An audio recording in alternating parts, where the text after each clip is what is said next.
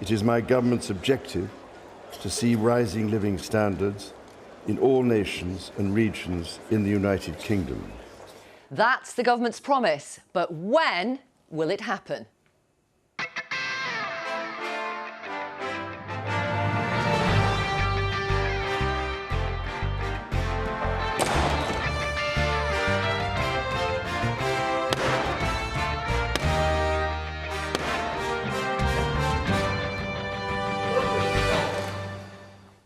Welcome to Newsnight. Obviously a big day of politics here, which we will come to in just a moment. But first tonight, significant developments in the States around President Biden this evening.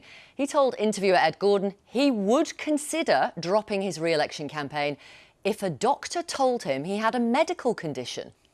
Is there anything that you would look to, you personally, not anybody else, not other pundits, not even perhaps family members, that you would look to say, if I see that, I will reevaluate?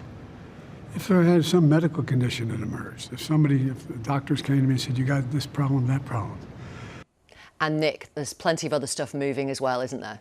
Well, that is from the almighty to a mortal physician in just 12 days, because, of course, it was on the 5th of July that Joe Biden said it would take an intervention from on high for him to stand down. And now he's saying, I would do it on doctor's orders. Now, as far as we can see, Joe Biden is absolutely determined to stay in this race, but the momentum is moving against him once again. Obviously, there was a lull over the weekend. All the focus was on the attempted assassination of Donald Trump, but now it's back on Joe Biden. So in the first place, the Democratic National Committee has announced it's going to delay by 1 week the virtual roll call of Joe Biden as the nominee. That will now start to take place in the first week of August. That move was done after an intervention by the two most senior Democrats in Congress. That is Senator Chuck Schumer, who is the Senate Majority Leader, and Representative Hakeem Jeffries, who is the Senate Minority Leader in the House. Crucially also today, Adam Schiff, who is a representative from California. He's contesting one of the vacant Senate seats in California. He led the Trump impeachment in the House. He said Joe Biden should stand aside. That's really significant because Adam Schiff is very close to Nancy Pelosi, the former House Speaker, who's seen as one of the elders who might have some influence over Joe Biden. And finally, a YouGov poll showing that 2/3 of registered Democrats believe Joe Biden should stand aside. And meanwhile, Donald Trump in Wisconsin, I think we've got pictures of him, hopefully, here, as he walked across the stage tonight. He's just practising, he's just getting you. And look, right behind him, it looks rather like the White House, does it not, on that stage? That's right. It was a practice run for his speech tomorrow, and you can't quite see it, but it looks like in that speech there's going to be a big virtual White House, him pretty much saying, I think I'm there. Now, obviously, as you know, as Newsnight viewers, it's been a very significant political day here too. With us this evening, we have Mick Lynch, who is General Secretary of the RMT Union. Welcome back. And we've got the former Deputy Speaker of the House of Commons and Conservative MP for 32 years, until he lost by 856 votes on July the 4th, Nigel Evans. And you still somehow have a smile on your face.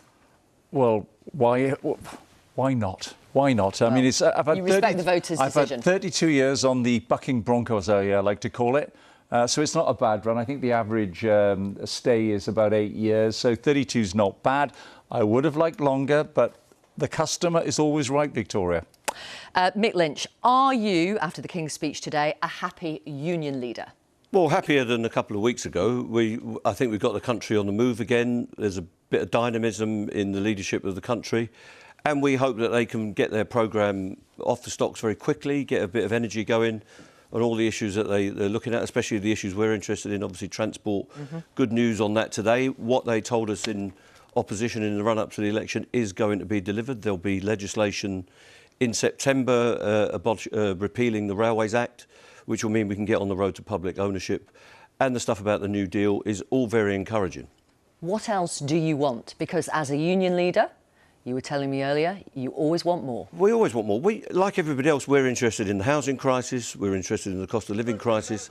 We want people to get a better deal from this society. There's plenty of wealth in the society. We need to work out a way where everybody gets a fair share of that through hard work, through their education system. We want a better health service. That will need a brave economic strategy. We don't think that the current economic strategy, the fiscal rules that they're following, are going to be sufficient to address the needs of the country. That would have been true if the Tories had come in. That would be true now that Rachel Reeves is in charge. So they've got to be brave about that, and they've got to find a way to bring the country with them, because we're going to need more public spending. Well, that will only come from growth, Rachel Reeves says, from tax revenues, from growth is a part of it, but people have got to be taxed properly. There is plenty of wealth in this economy, and we've got to work out a way where we can tax people efficiently. There are a lot of people avoiding tax. There is a lot of bogus self-employment, for instance. If we get people back on PAYE, paying their national insurance, working directly for the people that are wanting the work, then we can get a country that's paying its way, where people are working hard, get the good conditions that the legislation is going to provide for, get trade union rights, and are paying taxes efficiently so we can run the country.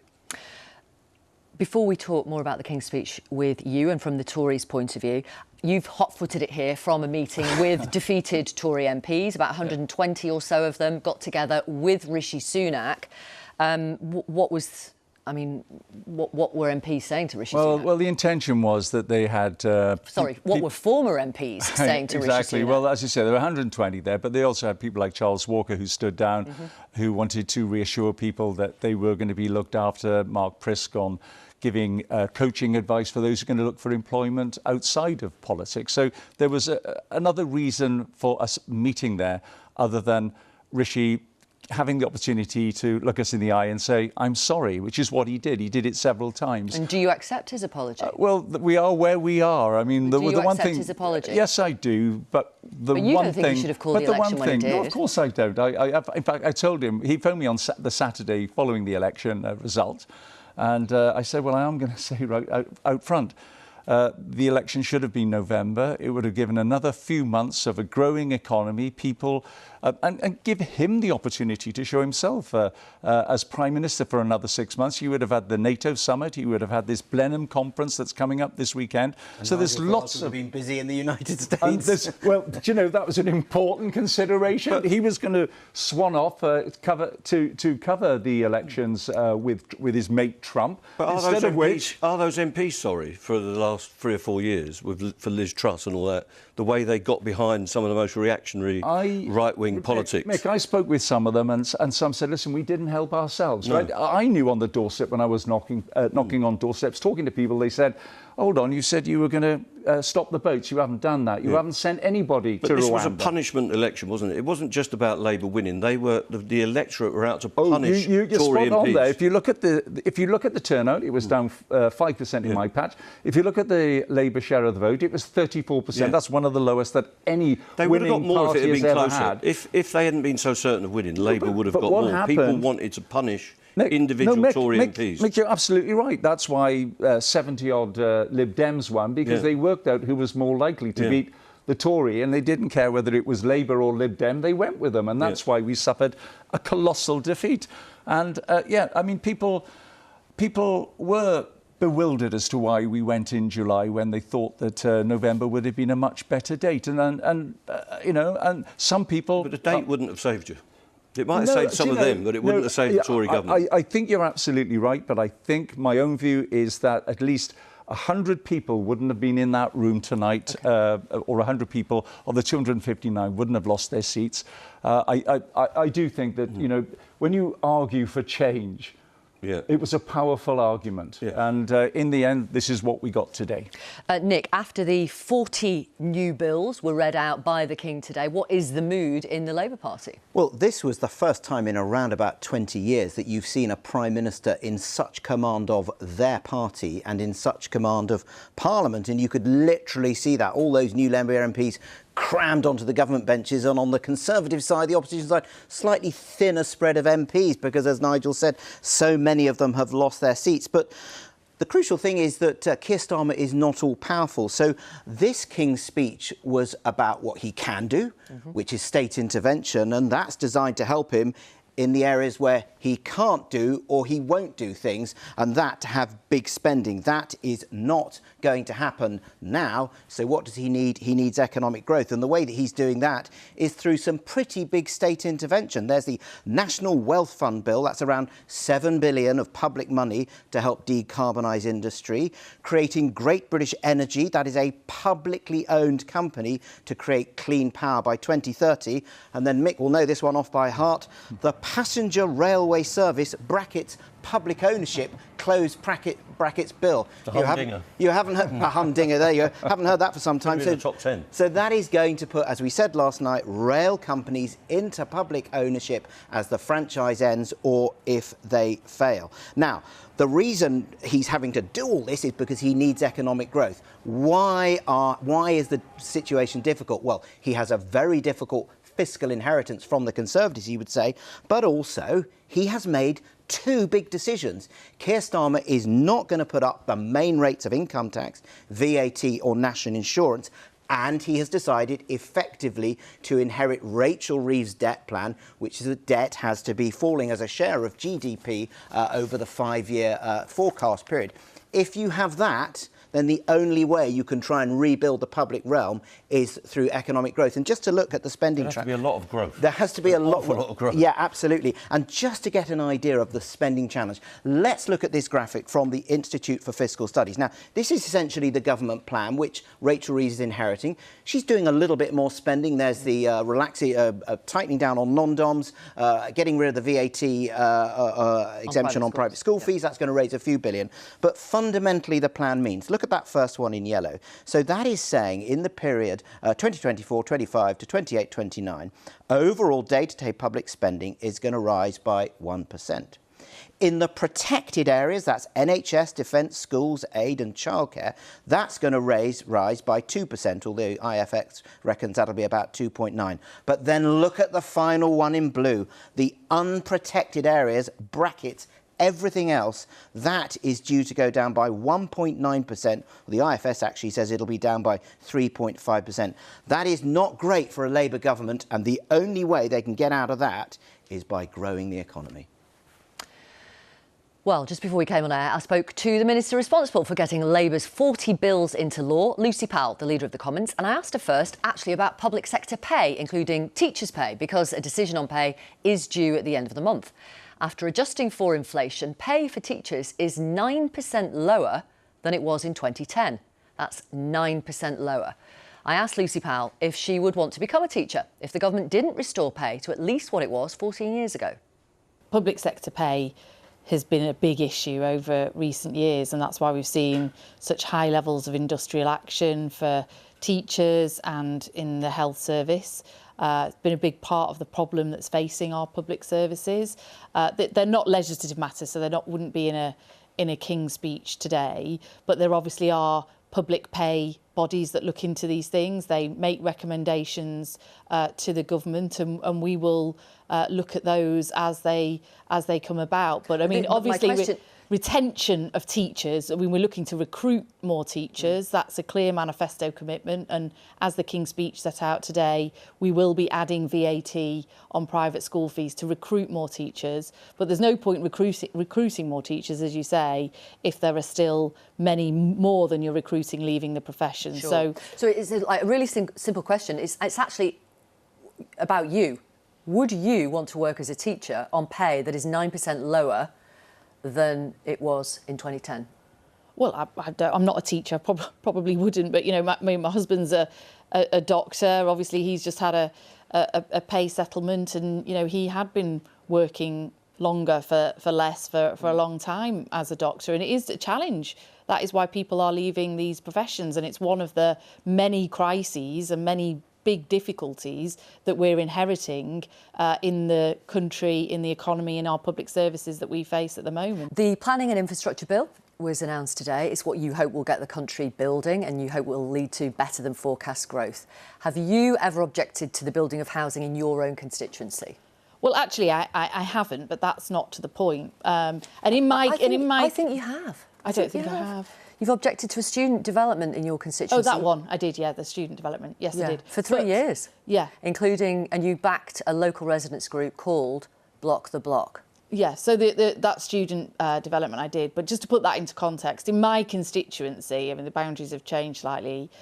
We've had about 40,000 new homes built over the course of my time of being an MP, and then another 50,000 due to be built. And they're part of a strategic local plan in general. And that's the sort of planning that we want to see speeded up, where you've got strategic local plans that have that local consent, that build in areas where people want to see them. Where there are inappropriate and poorly devised plans, of course, there will be some that word opposition. inappropriate is going to be doing a lot of heavy lifting, isn't it? Because the point of me pointing that out to you, which you'd forgotten about, and well, only because in the context of there being 40,000 sure, okay, new homes, I hear you, more than any other constituency, which I've been thrilled to see. I hear you, but the point is, why should voters trust what you're saying now about building homes when at a local level you and many of your colleagues who are constituency MPs have objected to developments locally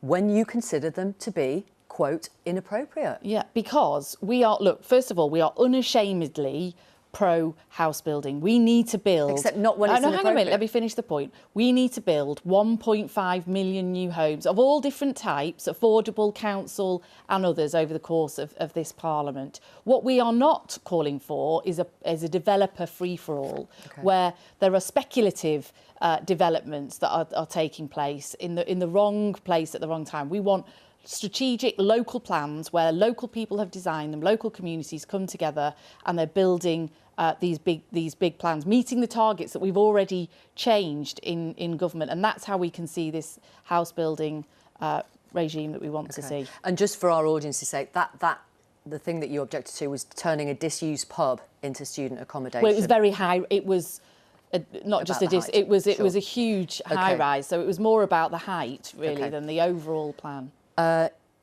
You announced a task force today on child poverty. The Work and Pension Secretary Liz Kendall tweeted that she was holding a meeting of experts and campaigners on child poverty to start work immediately on a new ambitious child poverty strategy. And the Prime Minister said it would leave no stone unturned. Starting work immediately, leaving no stone unturned. Surely that means lifting the two-child benefit cap. Well, we're going to look at everything in a child poverty strategy. We are a Labour government. We are committed to reducing child poverty. That's core to what we are about. And there are a whole range of issues that impact on child poverty, from housing to Sure Start centres, early years support, education, costs of energy bills, uniform, parents being in work and decent paid, secure work. There are a whole range of issues that impact on child poverty. But all the 7 organisations that Liz Kendall convened at that meeting, all of them, they all say, lift the cap. Save the Children, for example. The most cost-effective way to reduce child poverty, lift the two-child benefit cap. Well, look, one of the reasons we didn't have that commitment in our manifesto, and we didn't, so people were clear about what our position was on that, was because we've got to actually make sure that the fiscal position is a solid one and that the sums add up. Because I tell you now that the single biggest factor on child poverty in this country is when the economy crashes. We saw it after the economy crashed, the global crash and the austerity that followed. We saw it after the Liz Truss mini budget. And when the economy crashes, it's not people like you and me more comfortable that pay the price because we can withstand it. Evidence is really clear that pushes up hundreds of thousands into child poverty. And that's why we won't play fast and loose with the economy and with the fiscal position. You could choose, with your fiscal rules, you could choose to fund this now. But it's incredibly expensive. It's incredibly expensive. Yeah, but you could choose to fund it if you wanted to. It's clearly not a priority because you haven't chosen to fund it. If you lifted it now, you would take 500,000 kids out of poverty now, today. Everything we do has got to be fully costed. So if you are going to find that well, we would have to raise the money elsewhere if we were doing it. And that's why we said before the election that we wouldn't be doing it. But we will over time reduce child poverty. That will be a key part of what a Labour government and this Labour government is all about. Over time. Now, in the election campaign, you offered change to voters. You promised change. When will kids in poverty actually experience that change? Well, over time. There's a whole range of things. That's what this task force will be looking at. And there are so you're gonna make them wait? There are a whole range. Look, we're inheriting a really dire economic situation here. We're inheriting huge crises, as you said. You could have before, chosen to put less in the National Wealth Fund. But as you were saying earlier, we are inheriting a crisis of teacher retention and recruitment. We're inheriting a huge crisis in the health service, which will be keeping some of these children's parents out of work because they'll be sick from work because they can't get the treatment on the NHS they need. There are a huge number of things that are incredibly costly that we are inheriting, and we've got to make those sums add up. You can't compare it to the National Wealth Fund because that's an investment programme. So that's about putting money in to invest that over time you then get back. It's not the same as day-to-day spending. So that wouldn't that fits on our fiscal rules in a way that this wouldn't. Thank you very much for talking to Newsnight. Thank you, Lucy Powell. Nigel Evans, government figures estimate that over 4 million children, or 30% of all children in the UK, are in poverty at the end of 14 years of a Tory government. You can't be proud of that. No, I'm not proud of any youngsters who are living in poverty whatsoever. Why did you let it get so big? I think it all comes down to the fact that extra money has been provided in different ways to support families. This pay cap on the two youngsters, it's fascinating that the Labour Party didn't put it in their manifesto. And the fact is that Lucy Powell has just said that they're not going to lift that either. They have to have a growing economy. Why is that fascinating? Well, no, it's fascinating because it's basically consistent with the line that my government took. They're not moving away from that. And it's only if you get a growing economy, and we've yet to see, Mick, with all the legislative changes that have been announced today. And listen, I'm going to say this, Victoria, we lost the election. The government has been absolutely punished and chucked out. And I wish this new Labour government well in its ambition for the country. I want to see my country doing well. I know that most people say, let's see what they can do in the first 100 days. And everybody's, like, governments are judged in 100 days. But let's just see what they can do with this legislative programme. I know the intention is right, but the devil is in the detail in a lot of this, and we'll see whether the economy does grow. Is a U-turn coming on the two-child benefit? Well, I don't know how they're going to make it work, because 2/3 of these people are in work. And what that means is people are not being paid the full rate for the work they're doing. What we're doing is subsidising employers who are pushing forward low pay. Now, employers have to pay the right amount of money. You get a growing economy by paying the workers the right amount so they're not on benefits and not having to get free school meals and not having to use food banks. Which is what the government was doing that with the living wage, wasn't it, Meg? It was saying but the employers tell us that the living wage will make them go bust. They tell us that equal rights from day one will make them go bust, that they can't afford to live in this economy. The rich say that as soon as they get taxed, they will leave the country and take all their wealth away, and then tell us that they're patriots. So people have to pay their taxes on good wages. Good wages will lift people out of poverty, and we won't have the benefits bill we've got now. That has been a 40-year problem since Thatcher first got elected, that we put people out of work and then we pay them benefits and then we say the benefit bill's too big. The employers have got to play their part. They've got to pay people properly and then get people off benefits, paying their own way and paying and that's tax. what the living wage was all about, and I think it's been a great success. But it was resisted by the employers all of the way. Well, it may well have been, but the government didn't listen, did it? Because it kept putting it up. Because everyone was so skint, that's why. And it did during the last budget. And the cap? The cap has to go. When? Well, as soon as possible. They've got to find a way to do it, because they are condemning people to a cycle of poverty. It also means people can't go to work properly. What we need to do is enable people to go to work for a good living wage so they can pay their rent, pay their mortgages, get their kids shoes and buy a loaf of bread. Because the best way out of poverty is to work. I'm just wondering as well whether, with a big majority, when it comes to the budget, when maybe this is the opportunity when some Labour MPs may start to rebel. So having a huge majority, maybe want that. Not. He may want the rebellion earlier so that he can defeat there may well be a rebellion there. It'll be interesting to see what these new Labour MPs do. What they can't do is just offer working groups. They've offered a commission or a working group. That's not going to get anybody a loaf of bread on Friday. They need the benefits to be sorted out.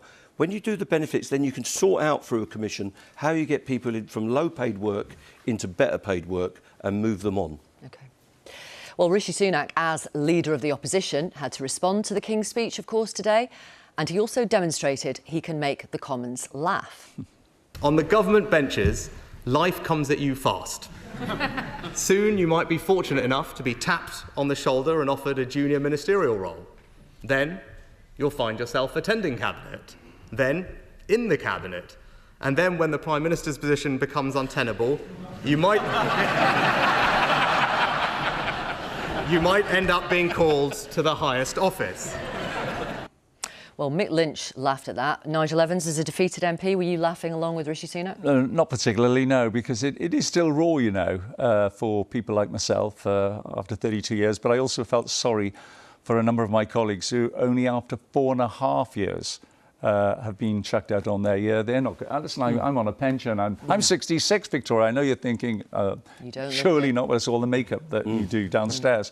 But the fact is, I'm OK. But I don't mean this, I'm not asking this flippantly in any way. Yeah. You met with these 120 or so. Some have stood down, some lost their seats. Did people shed tears?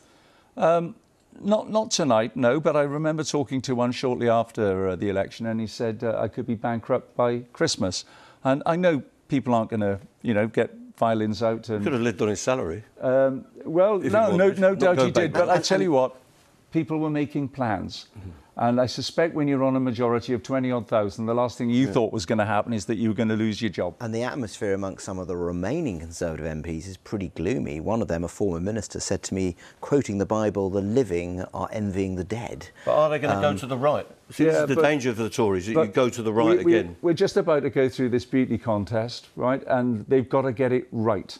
They've got to get it right. They've got to establish trust again with the electorate. We certainly didn't do that at the general election.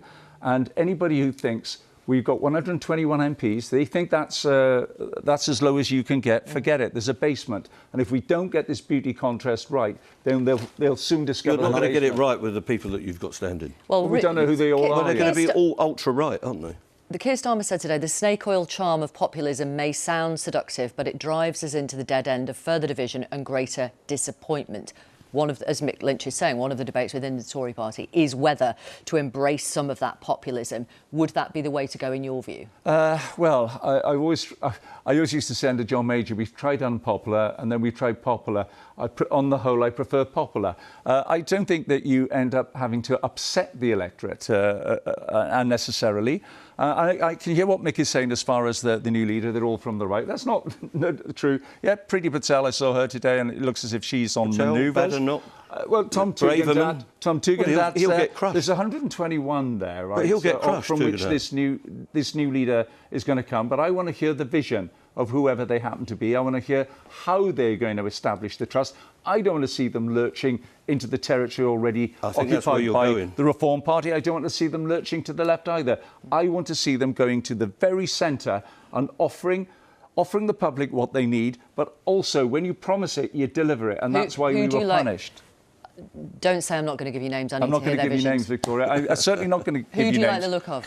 I just want to see what the vision is. I want to hear. It's not how they look. I know. I don't mean that. What they say. Literally. No, I want to hear what they say, and I will be listening very carefully over the next few months. Patel, Kemi Badenoch, Tom Tugendhat. I'm just going to listen to what you know them all very well. I know them all incredibly well. They'll all be outbidding each other to move to the right. Listen, just wanting to be leader of the Tory party because you want to be leader is not good enough. It is because you want to use that position to ensure that the public at the end of the day, when you become the government, are going to be better off. Mick, you and I actually want to see the same thing. We may have different means of getting there. We want the country to be better. I want to hear... You don't do that by lurching to the right and dividing the country again. You'll end up with a northern party that is a right-wing party that is Farage's party and a southern party that is the Conservative Party. That's your danger, that you'll actually split again. And if you've only got these maniacs from the right, you'll get punished again at the ballot box, while Starmer hopefully gets on with driving the country forward, and people will be talking about a progressive agenda, and all you'll be left with is a load of reactionaries tearing each other's eyes out. And that's why we're not going to, I believe, lurch to the right or the left. And of course, the other side. We won't mention a bet on that. The other side of the coin will be as well that whatever a Conservative Party and the new leader is going to be promising, it's going to be judged against the delivery of Keir Starmer as well. Yeah. And it's not going to be all plain sailing. We know that. Nick, you'll know that there'll be events, dear boy, the knowns and the unknowns and all that sort of stuff, and how Keir Starmer manages that. And just because he's got a big majority doesn't mean it's going to be plain sailing. And it's interesting, Nigel, you say you want time for a debate. I mean, I reported just over a week ago that David Cameron and William Hague had gone to Rishi Sunak and said, do a Michael Howard, stay on until the autumn, let the party conference be a beauty parade amongst the leadership contenders, give us time. And it looks like, what I was picking up today in Parliament, it looks like the party is heading in that direction, that sort of So it'll be the party conference when the two candidates at the end will be able to make their presentations. People will be able to hear what they've got to say before, and this is the important thing, the membership decide. And will there be a move to get Farage involved? I hope not. I hope not. He's done enormous. And the last time the membership decided, they gave you Liz Truss. Yeah, but Farage did enormous damage to my party, and they've ended up with a government which is diametrically opposed to what Nigel Farage believes. Doesn't mean he won't get in there.